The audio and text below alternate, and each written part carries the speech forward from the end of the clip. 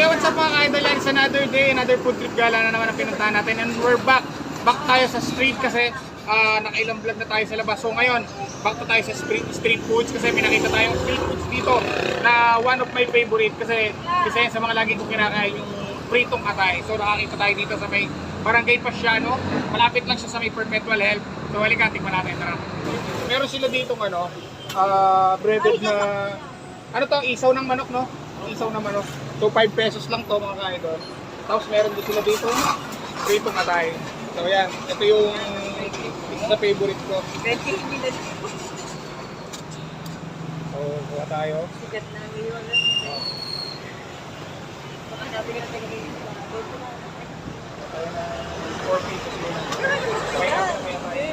Ay, meron din silang ano rito. Meron din silang leeg ng manok. 15 pesos yan. Tapos itong kanilang calamares. Magkano tong calamares? 5 lang. Oh. Ang mura ng mga tinda ni Kuya. 5 pesos lang yung kanyang isaw at ay saka yung kanyang calamares. Tapos 15 pesos yung kanyang breaded na leg. May proben pa. Proben ni Kuya ay isang baso, 20 pesos. 20 pesos yan. 20 po. Ito brad, bali 40 pesos yan. 20 pesos. Try natin itong atay.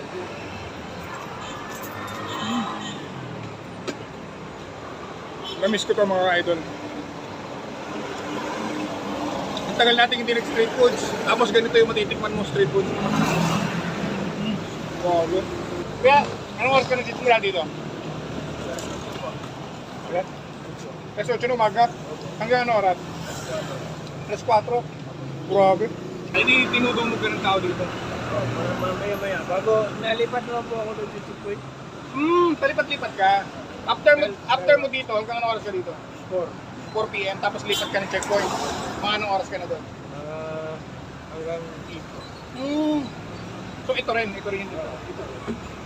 So napunta mo, ano laki oh, 5 pesos lang.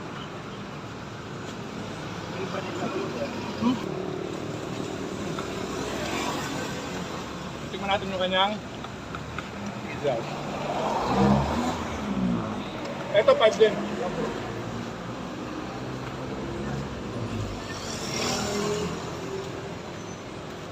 Crunchy. Tapos ang ganda sa kanya, walang aftertaste yung isaw ng manok niya.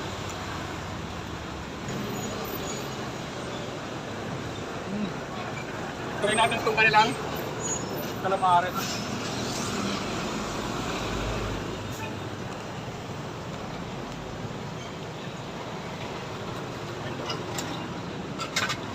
Calamares mga idol, 5 pesos lang din.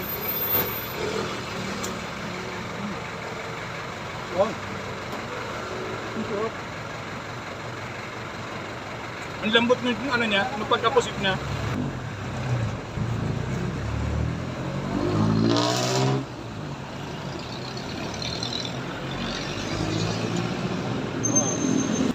What is guys?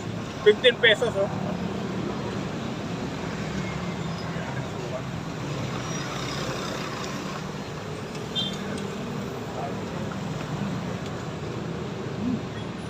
Ganda ng pagkakaluto.